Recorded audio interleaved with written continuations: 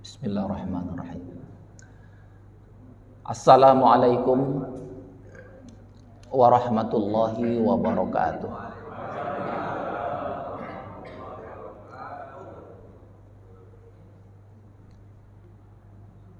Alhamdulillahilladzi biyadihil mulku wa huwa ala kulli syai'in qadir. Alladzi khalaqal mauta wal hayata liyabluwakum ayyukum ahsanu amala wa huwal azizul ghafur.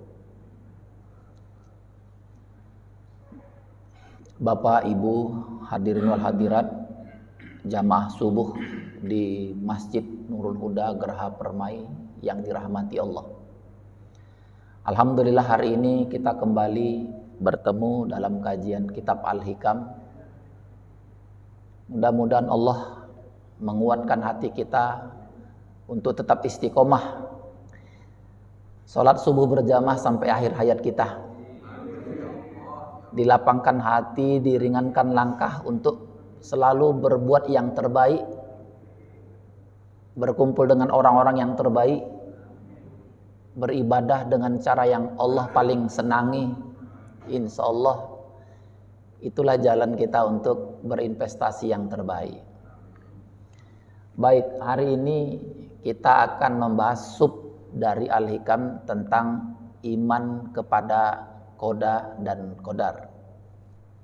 Ini salah satu rukun iman yang sangat penting. Ya, kalau kita tidak beriman kepada qada dan qadar, ya imannya belum lengkap. Ya, qada dan qadar itu sering dikatakan disingkat dengan takdir. Atas takdir Allah lah semua yang terjadi. Apakah karena kita percaya sama takdir kita berbuat seadanya? Ya tidak. Percaya kepada takdir ini adalah soal sikap, ibadah hati. Kalau soal usaha ya harus maksimal, soal usaha ya harus giat. Tapi secara hati kemudian kita titipkan kepada Allah, saya sudah berbuat yang terbaik ya Allah. Jadi kalau gagal nggak perlu malu, nggak perlu pakai alasan. Wah, seharusnya saya posisi di situ, ya. Jadi gelisah sendiri, ya. Seharusnya saya yang jadi bukan dia. Saya yang lebih tinggi nilainya, jangan. Ya, itu bikin kita semakin membebani diri, makin membuat kita sombong, membuat kita tidak ridho, justru jadi azab sama kita. Jadi seharusnya iman kepada qada dan qadar ini membuat kita lebih tenang, ya, lebih matang, ya, lebih berlapang dada. Kita pernah membahas lapang dada itu penting. Ya, ibadah hati yang salah satu yang paling penting juga adalah berlapang dada. Untuk apa kita baca Quran, zikir, duha tiap hari, tapi dada kita nggak lapang? Semua sama kita, kitalah yang paling apanya, yang paling sucinya, kitalah yang paling. Nah ini berarti kotor ini dadanya, nggak lapang. Kita mulai aja. Jadi poin-poinnya itu nanti terdiri dari 6 poin yang akan kita bahas hari ini. Yang pertama, jangan meletakkan bola di atas kepala. Maksudnya bola dunia. Maksudnya jangan bebani diri dengan segala macam hal di dunia ini yang kita kadang-kadang kan nggak sabar harus menanggapi semua, padahal nggak semuanya harus kita tanggapi. Jangan membebani diri yang kita sendiri nggak tahu dan nggak mampu. Jangan sampai hal-hal yang sepele membinasakan kita. Ya, banyak hal-hal yang nggak prioritas, tapi kita dibinasakan karena kita suka menanggapi yang kecil-kecil. Terimalah setiap pemberian Allah dengan rela, dengan ridho. Ini tema-tema pembahasannya. Ingatlah selalu pada surga yang seluas langit dan bumi. Kalau ada surga yang seluas langit dan bumi, kekal lagi di situ, ngapain mati-matian untuk semata-mata dunia? Ya, ada yang mau dituju, prioritaskan itu.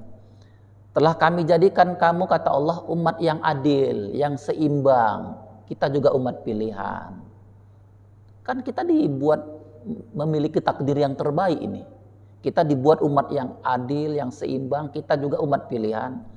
Kemudian bersedih, itu tak diajarkan dan tak ada manfaatnya sama sekali. Nah, kita langsung mulai aja. Apa kata Imam Ibnu Athaillah dalam kitabnya Al-Hikam itu? Arih nafsaka minat tadbir fama qoma bihi ghairuka anka la takum bihi li nafsik. Ini bagus sekali nih kata-kata ini. Seharusnya yang paham ini jauh lebih matang, jauh lebih tenang, ya, jauh lebih bisa mengontrol dirinya, ya, tidak suka tensi tiba-tiba, emosi nggak bisa dikendalikan, nggak mungkin itu. Apa katanya? Istirahatkan, enakkan dirimu. Kalau bahasa kitanya legowo. Enakkan dirimu, enakkan pikiranmu, arih nafsaka, ya. Dari kesibukan mengatur dirimu, maksudnya semuanya mau kita bahas, semuanya mau kita bebani tadi, memasukkan bola dunia ke dalam kepala kita yang kecil ini. Ya. Dienakkan, diistirahatkan dari apa? Dari yang telah diatur dan dijamin oleh selain kamu, yaitu Allah. Dialah Allah yang sudah mengatur, merencanakan yang terbaik. Kita mengikuti, mengalir saja. Tapi jangan dipahami negatif. Mengalir ini maksudnya beraktivitas, bergerak. Ya, jangan punya sifat pasrah tapi nggak berbuat. Ya. Ya. Tidak perlu engkau ikut sibuk memikirkannya, yang hal-hal yang memang tak pantas engkau pikirkan, yang memang sudah diatur oleh Allah, jangan disibukkan. Nanti gimana nanti ini, gimana direncanakan ini, ambisinya harus, ya kita kalau terlalu sibuk dengan itu, ya kita akan lelah.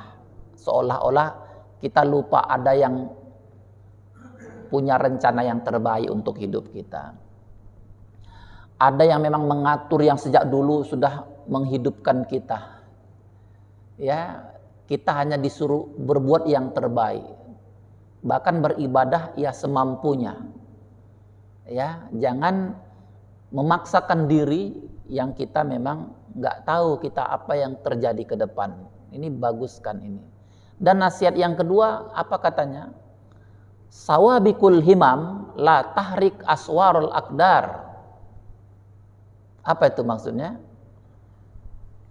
Kerasnya ambisi, kerasnya keinginan, kerasnya harapan, ya 24 jam jungkir balik untuk mencapai sesuatu.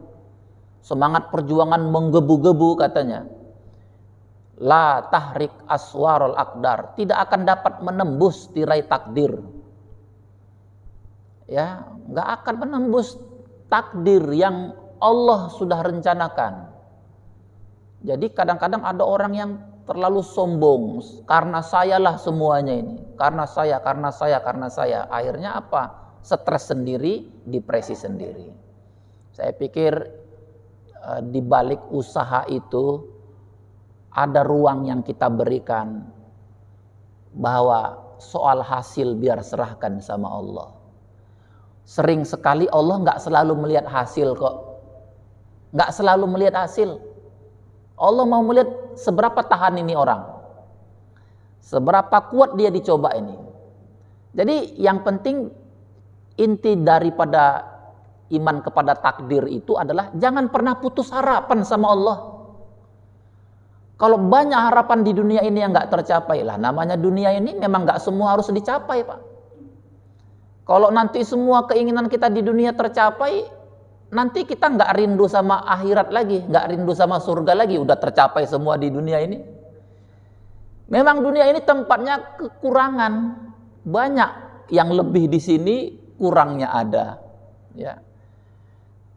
Justru banyak orang yang dapat gelar, dapat pangkat, makin jadi bencana kok. Ya, bencana yang luar biasa. Apa kata si orang yang tadi belum sukses? Lebih bagus saya jadi orang biasa-biasa saja. Ya, ternyata gelar pangkat dan jabatan ini membuat hancur semuanya, habis semuanya. Rumah tangga hancur, rumah tangga bercerai, apa pisah, Gara-gara sejak punya jabatan, ya fasilitas nambah, keinginan nambah, ya harus pakai pengawal. Dulu waktu belum ada pengawal, mesra-mesra aja itu sama suami istri. Makin ada pengawal, makin egonya naik. Saya bukan orang sembarangan lagi. Saya bukan orang yang sama kayak dulu lah. Ya, nah itu. Jadi efeknya ke situ. Intinya kita masuk kepada intinya. Intinya kita disuruh beriman kepada takdir itu apa? Mendidik kita agar sabar dengan ketentuan Allah. Kita punya tujuan, Allah punya tujuan. Kita punya target, Allah pun punya target. Yang penting konfirmasi dulu. Kita ingin apa, kita mau apa, ini dalam ridho Allah apa enggak ini? Kalau Allah enggak ridho untuk apa? Biar menjadi sebuah bencana tapi membuat kita dekat kepada Allah. Daripada tiap hari dapat nikmat tapi membuat kita semakin jauh dari Allah. Na'udzubillah. Dengan iman kepada takdir ini kita jadi pandai bersyukur kita. Sekecil mungkin kecil kita anggap, tapi ini kan yang kecil dari Allah. Biar kecil, tapi membuat kita lebih tawadhu, lebih bahagia. Daripada banyak, membuat makin rakus, makin tamak. Kan ada orang itu. Ya. Sibuk memikirkan yang belum ada. Sementara yang ada di tangan gak pernah disyukuri. Itu bahasa Arabnya, tufakiru fil mafkud wala taskuril maujud. Stres sendiri. Ya. Kemudian memberikan ketenangan jiwa. Ketenangan jiwa ini sama tadi dengan kelapangan dada. Hidup jadi lebih tenang. Kemudian melatih kita tidak sombong. Karena aku. Membiasakan manusia bertawakal. Biasakan tawakal. Yang penting kita sudah berbuat. Fa'idha azamta fatawakal Allah. Dan berikutnya melatih kita giat berusaha. Karena ciri daripada hamba Allah itu, jiwa yang ada kita miliki itu adalah gerak. Jangan pernah berhenti berinovasi. Jangan pernah berhenti bersilaturahmi. Jangan pernah berhenti berguru. Ya, kita ini saling belajar. Apa yang Bapak pahami, yang Bapak memang ahli dalam satu bidang, saya nggak paham sama sekali. Yang lain nggak paham, tapi Bapak punya. Hidup ini tidak selalu melulu soal kompetisi. Dunia sekarang adalah dunia kolaborasi. Allah memberikan keistimewaan kepada setiap orang, maka jangan hinakan diri kita dengan mengecil-ngecilkan diri. Allah membuat kita hidup sampai hari ini dengan potensi kita hari ini hanya satu di dunia yang mirip, yang maksudnya nggak ada di dunia yang mirip dengan kita. Kita ini setiap kita adalah unik. Jadi jangan suka plagiat, pingin jadi orang lain, pingin mencontoh orang lain untuk apa? Takdir itu membuat 6 hal ini justru kita akan dicintai Allah. Itu intinya. Kita lanjutkan. Jadi intinya kalau kita sudah percaya kepada takdir itu ya jangan suka membebani diri. Ya, yang kita sendiri memang nggak ngerti, nggak paham, ngapain? Semuanya mau kita tanggapi, semuanya mau kita campur tangan, semuanya harus kita di situ. Ya, jangan. Dunia ini terlalu banyak pilihan dan yang mengerti prioritasnya adalah orang yang dicintai Allah. Apa prioritas kita? Ya. Apa prioritas kita? Wa ma khalaqtul jinna wal insa illa liya'budun. Prioritas kita, kata Allah, tidak aku ciptakan jin dan manusia kecuali untuk beribadah kepada aku, untuk menuju kepada kehidupan yang kelak kita rasakan kekal dan abadi. Tidak semua persoalan harus dikomentari. Banyak orang tidak memiliki tujuan yang lebih mulia yang seharusnya menyibukkan mereka dengan hal-hal yang lebih bermanfaat. Ukuran nilai kita adalah seberapa cerdas kita menyusun prioritas kita. Semakin besar hal-hal yang bermanfaat, makin naik kelas kita. Tapi semakin kita sibuk dengan hal-hal yang kecil-kecil yang nggak bermanfaat, makin turunlah kelas kita. Kata orang bijak, hidup ini terlalu singkat untuk memikirkan yang kecil-kecil. Padahal kita ini dimuliakan Allah. Jangan kita katanya ibarat pesawat bagus, keliling-keliling mutar-mutar, tapi hanya bawa sebiji jarum. Nggak worth it, nggak seimbang dengan pesawat yang besar, yang mewah, tapi membawa jarum. Itu sama kayak kita ini manusia yang dimewahkan, dimuliakan, ditinggikan Allah, tapi sibuk membebani diri yang kecil-kecil yang nggak pantas kita yang nggak pantas kita selalu ikuti di situ. Nggak kita pilih mana yang lebih besar prioritas kita. Jadi berkumpullah bersama orang-orang yang memiliki visi misi dalam kehidupan ini. Ya, berkumpullah dengan orang-orang yang mengejar husnul khotimah. Berpikirlah tentang bersama orang-orang yang ingin menjadi istiqomah di dalam beribadah. Kita lanjutkan. Apa ini kata Imam Qatadah? Jauhilah sifat takalluf. Apa itu takalluf? Suka membebani diri, memberat-beratkan diri, berlebih-lebihan. Namanya berlebih-lebihan itu enggak bagus juga. Walaupun dalam urusan beribadah kalau terlalu berlebihan ya enggak suka. Ada sahabat ditegur sama Rasulullah. Karena kalau sudah tahajud itu lupa membelai istrinya. Istrinya mengadu sama Rasulullah. Akhirnya ditegur, tahajud dia tahajud. Tapi tugas sebagai suami dipikirkan, berempati, bersimpati kepada pasangan. Ya. Kadang-kadang kan kita suka membebani diri. Udah tahu antri, misalnya saya sering mengalami itu. Di sebelah saya sedang wudhu. Ya. Orang antri, apanya satu salurannya. Berlama-lama, enggak dipikirkannya orang antri, dia berlama-lama berwudu, ya. Kan lihat situasi, kondisi. Entah dia belajar dari mana, itu harus disembur-semburkan itu mukanya semuanya. Orang pada kena air semua. Karena terlalu semangat gitu. Kan lihat situasi. Kata Rasulullah, sedangkan di air yang mengalir di sungai aja berwudu itu harus sederhana, harus hemat. Padahal air yang mengalir. Ini kita kadang udah di tempat orang antri, kita berlama-lama, asik sendiri. Nah ini nggak ngerti ini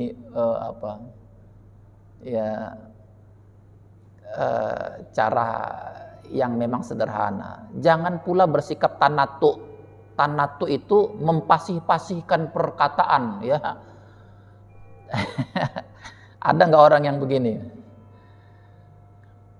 Bahkan yang pernah saya dengar, kata para ulama, memfasih-fasihkan bacaan, namanya itu kan dibuat-buat, itu juga nggak boleh. Misalnya menjadi imam ini, dipaksakan biar pasih sepasih-pasihnya, nggak boleh, Pak. Memang harus pasih, tapi kalau mempasih-pasihkan itu jangan jadi berat begitu. Kita disuruh baca Quran yang ringan, yang tartil.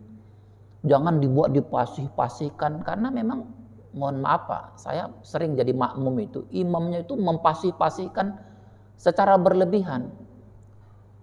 Gutarannya itu membuat orang enggak, misalnya karena sampai begitu, enggak perlu sampai karena gitu-gitu, enggak, saya berulang-ulang, kadang-kadang saya kaget gitu. Kadang mustaqim gitu kan, dia bilang sirotol mustaqim itu, sirotol mustaqim terlalu dipasih-pasihkan. Nah itu namanya bukan tartil lagi, bacaan itu harus ringan.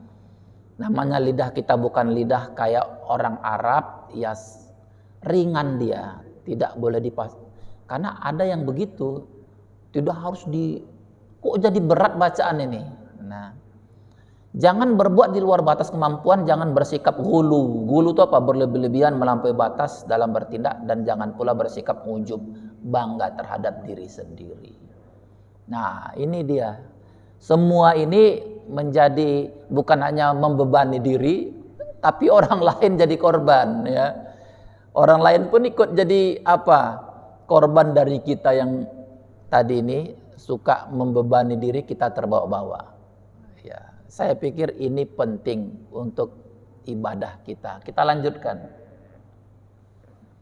Nah, jangan sampai hal-hal sepele membinasakan Anda. Ya, udah tahu kalau di jalan itu kan ketemu banyak orang. Yang orang itu nggak tahu kita siapa, pendidikannya di mana. Jangan memarahi orang sembarangan, nggak tahu di luar itu orang mungkin sedang stres. Ya, ada seorang dosen, doktor, ya kerjanya nyapu di jalan. Dia ini pakai mobil yang dokter ini, turun dia, ngomong dia sama tukang sapu tadi, kalau kerja yang benar lah, nyapu itu semuanya disapu, itu disapu ini. Siapa ini orang turun-turun? Nggak, artinya akhirnya emosi yang tukang sapu tadi. Kamu siapa nyuruh-nyuruh saya? Emang kamu yang gaji saya? Akhirnya mau berkelahi gitu. Sampai dikejar-kejar itu. Ya Allah, ini orang dokter ini ngomong kan lihat situasi. Ya, sekalipun memang dia, meskipun dia yang menggaji, tapi komunikasi jangan sampai kayak dia bosnya gitu. Rasanya kok aneh aja, tukang sapu kok diajak debat gitu, berdebat gitu, sampai mau, rasanya nggak cocok, dia ini dokter gitu. Tapi perilakunya sama orang, sepele sama orang, mentang-mentang sama tukang sapu gitu. Rasanya kok aneh, kok ada orang begitu itu ya, hal-hal yang sepele ya. Ya syukur-syukur tukang sapu tadi nggak emosi, entah dia lempar, entah dia apa, kan jadi masalah. Ya artinya hati-hati kita bertindak, hati-hati kita berkata-kata di luar. Nggak tahu di luar itu orang mungkin sedang dapat masalah, mungkin sedang kelaparan, ya. Banyak orang bersedih hanya karena hal-hal sepele yang tak berarti, gara-gara mengurusi yang bukan kelasnya. Abaikanlah hal-hal sepele yang tak penting, jangan sampai Anda hanya disibukkan olehnya dan waktu Anda habis karena urusan-urusan yang sepele. Waktu kita terlalu berharga. Paling tidak waktu itu, kata Rasulullah, harus kita gunakan, ada waktu untuk bermunajat,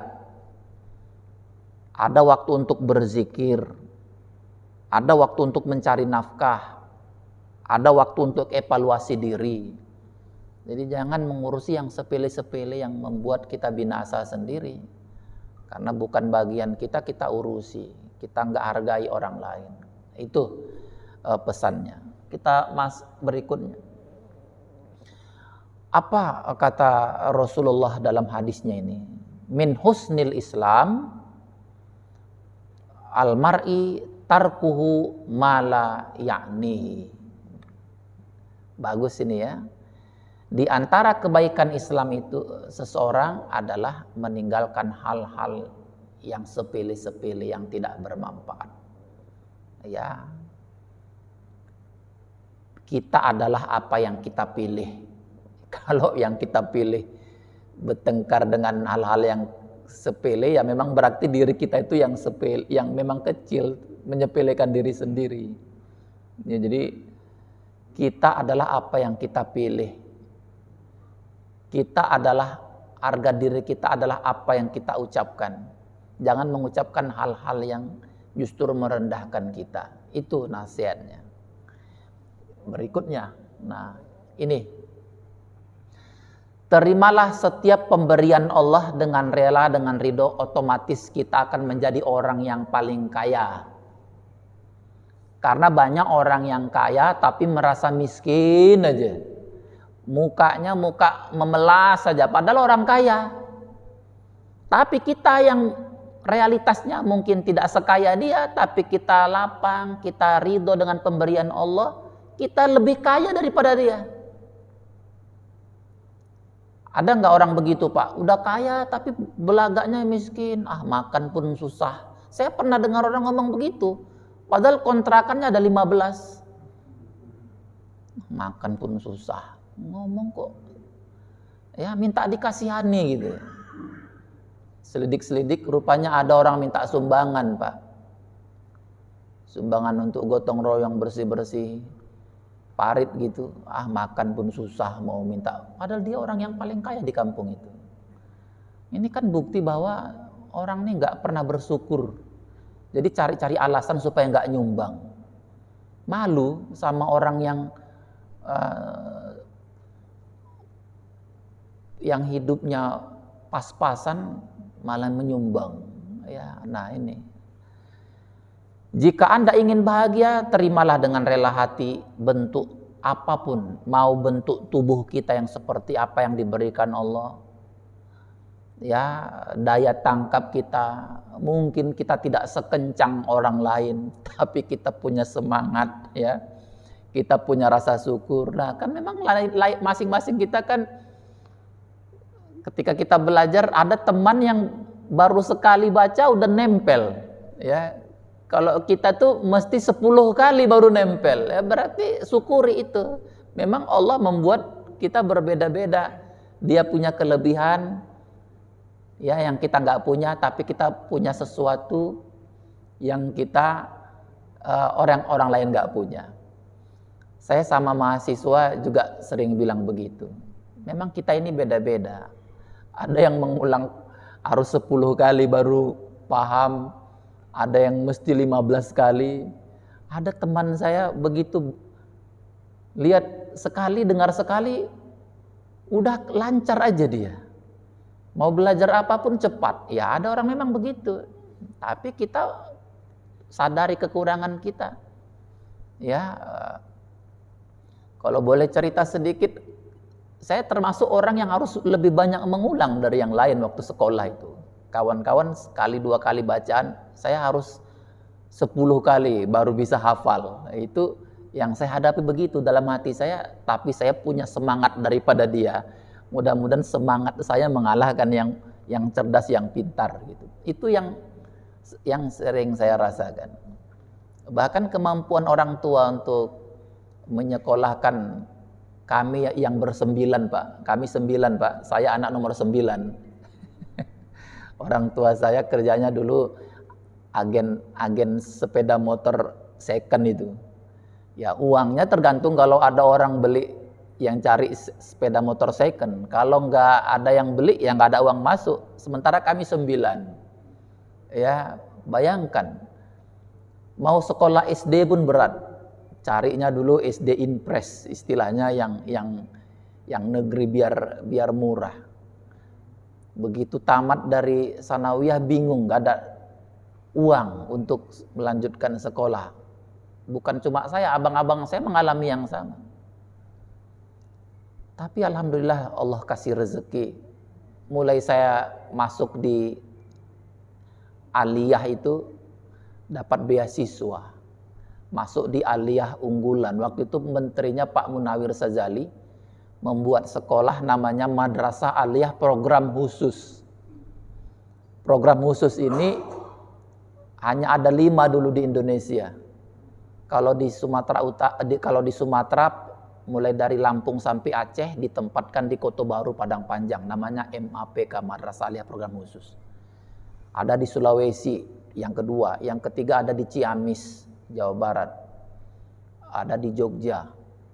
Satu lagi di Jember. Itu namanya Madrasah Aliyah Program Khusus. Di situ kita bukan cuma beasiswa gratis SPP, tapi dikasih honor. Tiap bulan itu waktu itu 17.500 tahun 89. Uang 17.500 itu bisa cukuplah untuk biaya sebulan. Artinya SPP gratis tapi kita digaji ibaratnya. Istilah kami dulu natura. Apa itu bahasa apa tuh? Ada natura tiap bulan. Alhamdulillah selamat saya sekolah. Waktu S1 nggak mampu juga orang tua. Dapat rezeki juga. Munawir Sazali bikin sekolah gratis lagi, IAIN percontohan. Karena dia orang Solo, bikin IAIN-nya di Solo. Gratis juga, ya bisa kuliah lagi saya. Sebenarnya saya udah lulus di UIN Jakarta tahun 92, karena dulu kita dari MAPK itu, karena aliyah unggulan tanpa tes, diterima di IAIN Jakarta. Tahu-tahu dapat informasi ada IAIN gratis. Kalau di sini kan bayar, walaupun dulu SPP-nya masih 40.000 dulu satu semester, tahun 92 Pak, 40.000. Tapi itu berat juga, nggak sanggup Pak bayarnya 40.000 satu semester. Kalau Bapak dulu kuliah, ingat nggak Pak berapa SPP-nya? Kalau Pak Endang dulu di UI Pak ya, berapa Pak SPP-nya Pak? Ingat Pak? Nggak ingat Pak ya? Akhirnya saya pindah ke Solo. Yang penting saya bisa kuliah. Tamat S1 bingung, waduh cari kerja di mana nih? Alhamdulillah lulus lagi beasiswa S2. Sampai singkat cerita S3 juga gratis. Ya Allah, jadi sejak aliyah itu gratis terus Pak. Jadi kalau bukan rencana Allah apalagi nih, orang tua nggak sanggup. Saya pikir ini bagian daripada kita hanya melakukan saja biar tangan Allah yang bekerja selanjutnya. Ya. Saya pikir kalau ada kemauan, kata orang tua saya, di situ ada jalan. Akhirnya, jadi kalau saya ada misalnya masalah sedikit sekarang, dulu masalah saya lebih besar kok, bisa diatasi. Dulu saya masih kelas 3 SD, udah belasan kali pindah rumah Pak. Karena ngontrak sini, habis ini pindah, 13 kali pindah rumah. Saking susahnya ekonomi. Tapi takdir Allah mengatakan, engkau harus sekolah. Sekolah setinggi-tingginya. Jadi kalau dapat masalah, masalah saya dulu lebih besar. Nggak terpikirkan bisa S1, bisa S2. Alhamdulillah. Jadi jangan sampai kita tidak bahagia karena kita belum punya ini, belum punya itu. Lah, dunia ini memang begitu kok. Kata Rasulullah, sampai nanti tanah itu dimasukkan ke dalam mulut baru dia puas, dalam arti mati, ya. Jadi bahagiakan diri, ya. Kita orang yang paling kaya kalau kita menerima dengan ridho pemberian Allah daripada yang sudah dikasih Allah masih miskin aja. Naudzubillah. Kita lanjutkan. Ini doa Rasulullah yang harus kita contoh juga. Apa katanya? Ya Allah, berikan aku sifat qanaah terhadap apa yang kau rezekikan kepada aku. Berkahilah pemberian dan gantilah segala yang hilang dariku dengan yang lebih baik. Itu doa Rasulullah begitu. Tapi ini amalan hati, jangan dibawa-bawa, kalau begitu saya seadanya, jangan. Soal usaha maksimal, tapi selanjutnya udah. Amalan hati itu kita harus qanaah. Yang sudah diberikan Allah, kita qanaah, kita ridho, kita adalah orang yang paling kaya. Kita lanjutkan. Ini apa kata Imam Ibnu Rajab? Barang siapa yang merasa cukup dengan sesuatu yang sedikit dari perkara dunia dan jiwanya qanaah dengannya, maka sungguh Allah memberikan kecukupan baginya dan membuatnya merasa kaya walaupun ia mendapatkan rizki yang sedikit. Ya. Kisah-kisah sudah banyak, hancur gara-gara kaya, hancur gara-gara jadi pejabat. Ya, jadi ini kenapa? Karena rakus, tidak punya sifat qanaah. Kita lanjutkan. Ingat selalu pada surga yang seluasnya langit dan bumi. Ya. Saya sering bilang dunia ini transit. Kita ini di dunia ini seperti transit masuk hotel. Kalau kita masuk hotel 2-3 hari, kita nggak gelisah karena lemarinya mungkin kurang besar, karena kipas anginnya, karena AC-nya cuma satu. Untuk apa gelisah? Lukisannya kok nggak cantik. Kenapa kita nggak gelisah karena urusan-urusan begitu? Kenapa nggak kita pernah berpikir, saya ganti ajalah lukisan di kamar hotel ini, kok kurang indah? Kan nggak pernah kita berpikir begitu. Kenapa? Karena kita sadar, kita cuma transit di hotel itu. Biarkan apa yang ada, mau lukisannya seperti apa, mau TV-nya sebesar apa, kita kan cuma transit, bukan seterusnya di situ. Ngapain kita sibuk-sibuk mau cari TV yang baru? Kan nggak pernah. Dunia juga begitu. Dunia adalah transit. Ingatlah selalu pada surga yang seluasnya langit dan bumi. Kalau ada masalah, masalah ini nggak akan abadi. Sebentar kita sedih, insya Allah Allah ganti dengan yang lebih baik. Apabila Anda benar-benar meyakini ada surga yang abadi dan mempersiapkannya dengan benar, Anda akan mampu merubah setiap kerugian menjadi keuntungan dan setiap bencana menjadi nikmat. Luar biasa. Jadi hiduplah ya dengan keyakinan pada saatnya ya Allah akan memberikan yang terbaik. Allah kalau sudah membalas itu berlipat-lipat. Ya, Allah menjanjikan ini al-jannah allati tahtiha, apa yang mengalir di bawahnya. Diceritakan banyak sekali ayat-ayat Quran tentang nikmatnya surga ini. Sampai Rasulullah mengatakan di surga itu nggak pernah kita melihat seindah-indahnya kita pernah melihat dengan mata kita di dunia. Tak pernah nanti di surga. Maksudnya nggak pernah kita melihat yang pernah kita lihat di dunia seindah apapun, di surga jauh lebih indah lagi. Maka ada kata Rasulullah, mala ainun ra'at, nggak pernah dilihat oleh mata. Wala udhunun samiat, ada suara-suara yang indah nggak pernah terdengar di dunia, di surga terdengar. Wala khatara ala qalbi bashar, terlintas di hati pun nggak pernah kebahagiaan, saking luar biasa kebahagiaannya. Dan ini kita baca dalam surah As-Sajdah. Fala ta'lamu nafsum ma ukhfiya lahum min qurrati a'yun jazaa'an bima kanu ya'malun. Tak ada orang yang tahu kenikmatan di surga itu, ma ukhfiya, karena masih aku sembunyikan. Yang begitu nanti mengenakkan mata, menenangkan jiwa. Jazaa'an bima kanu ya'malun, sebagai balasan. Balasan dari kesabaran kita, bima sobartum. Inilah surga karena kesabaran kau dulu di dunia. Sabar dapat ujian, sabar dalam beribadah, sabar menahan diri untuk jangan melakukan kemaksiatan. Persoalannya kan orang nggak sabar. Ini nih. Fala ta'lamu nafsum ma ukhfiya lahum. Nggak ada yang tahu apa yang disembunyikan Allah. Perbendaharaan Allah itu luar biasa. Ya, yang disiapkan Allah. Kita lanjutkan. Apa ini ucapan, ini kutipan dari Quran. Telah kami jadikan kamu umat yang adil. Adil ini bisa bermakna tawasud, di tengah-tengah.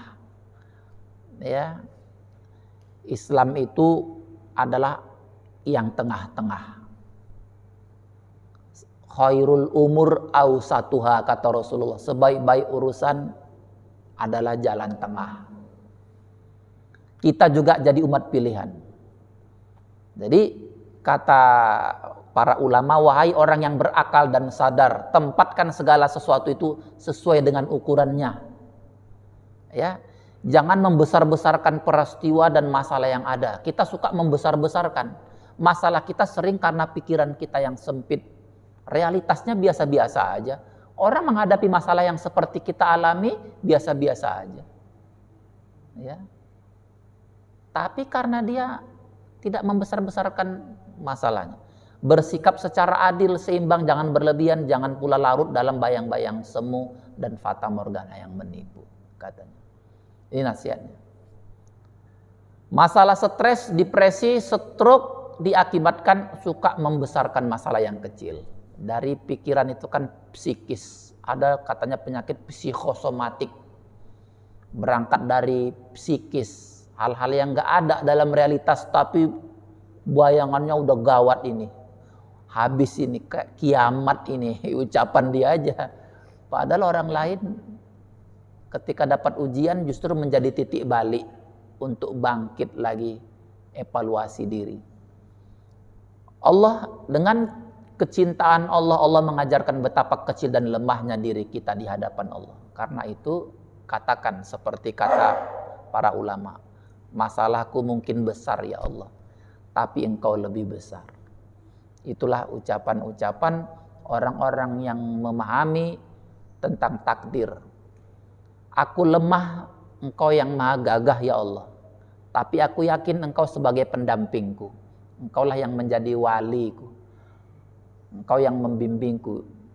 Kalau kita sudah yakin dengan Allah yang membimbing kita, menjadi wakil kita, seharusnya nggak ada ketakutan yang berlebihan.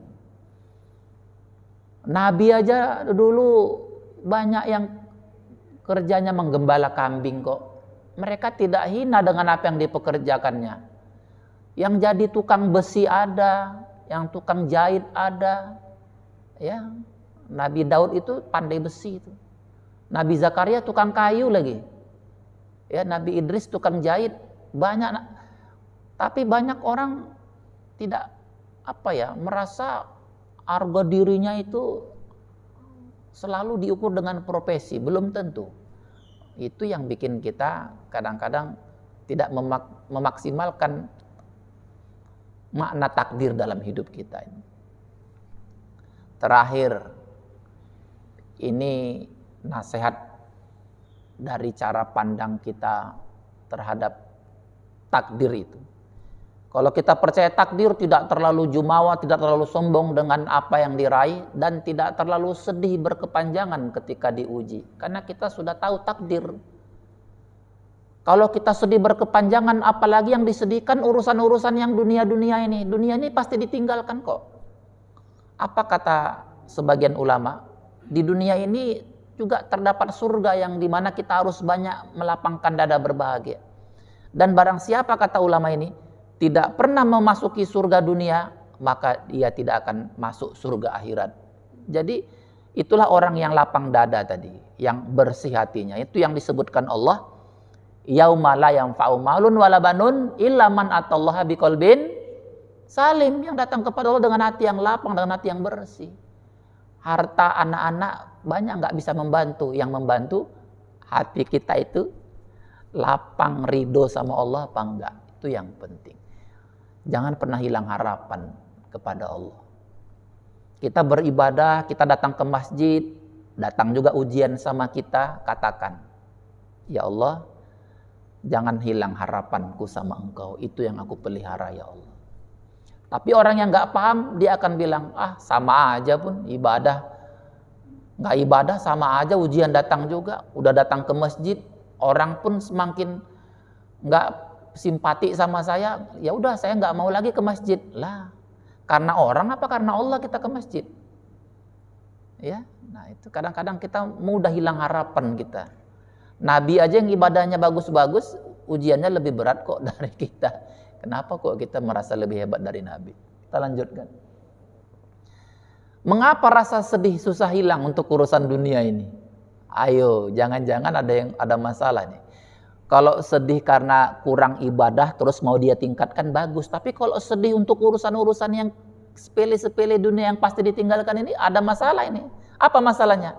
Karena masih bersarangnya sifat hubbud dunia. Orang yang terlalu sedih karena kehilangan dunia, karena dia terlalu mencintai dunia. Kalau nggak terlalu mencintai, ya udah hilang ya hilang, nggak rezekinya. Pak, mobil bapak hilang, ya udah, kalau hilang dia nggak hilang, masih di situ-situ aja, cuma pindah tangan aja.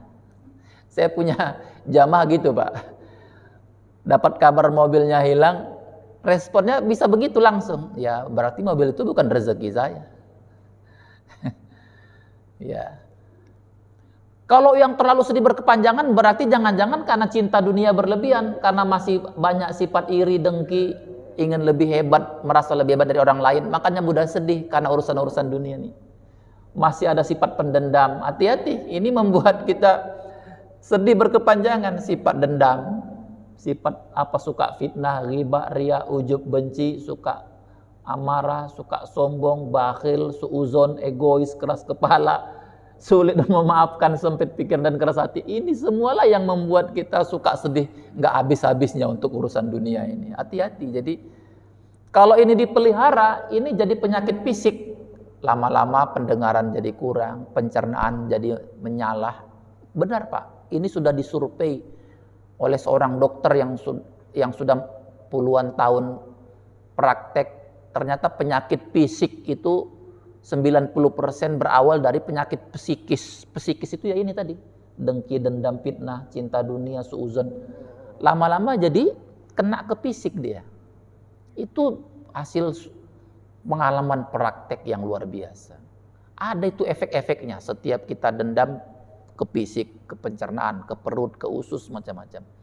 Ke sempit pikiran dan keras hati dan lain sebagainya. Saya kira itu, Bapak, ada ibu-ibunya di belakang. Bapak, Ibu, itu materi kita, mudah-mudahan insya Allah dengan pesan-pesan yang sederhana, nggak berat-berat ya Pak. Yang penting kita bisa praktekkan. Intinya hidup ini harus lapang dada, hidup ini harus ridho dengan semua yang ditakdirkan Allah. Kita hanya berbuat yang terbaik. Soal hasil biarlah itu urusan Allah. Sebelum kita tutup dengan doa, mungkin ada hal-hal yang mau dikomentari, yang mau ditanyakan. Silakan Pak, nanti selanjutnya kita tutup dengan doa.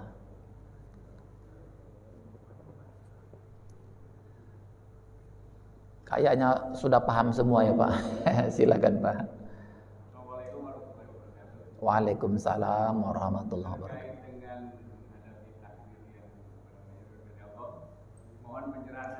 Takdir yang mana Pak? Ya, menghadapi cara menghadapi takdir tadi. Ya. Tolong ada pencerahan sedikit tentang jabariyah dan qadariyah sedikit saja. Oh iya, baik. Ya. Baik. Sebenarnya sifat jabariyah itu adalah hal yang normal karena kebanyakan kita ini kan memang harus jabariyah. Jabariyah itu artinya pasrah. Memang kita ini harus banyak pasrah. Tapi jabariyah itu bisa menjadi negatif kalau dia berefek kepada malas berbuat, malas bekerja, malas membaca, malas belajar. Semuanya kan sudah ditentukan Allah. Jadi saya ngapain lagi berbuat? Nah ini yang salah. Jadi saya pikir dulu jabariyah nggak seperti itu. Cuma jadi negatif karena salah paham. Memang jabariyah itu bahwa kita ini adalah seperti wayang yang dimainkan oleh dalang, dalangnya adalah Allah. Tapi sebenarnya itu adalah soal hati di mana kita yakin Allah yang mengendalikan kita. Tapi bukan berarti kita tidak berinisiatif untuk belajar, bekerja keras.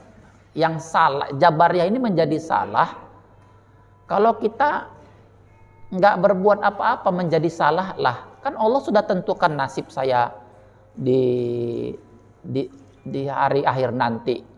Untuk apa? Nah ini kan jadi salah. Kan Allah sudah tentukan umur saya.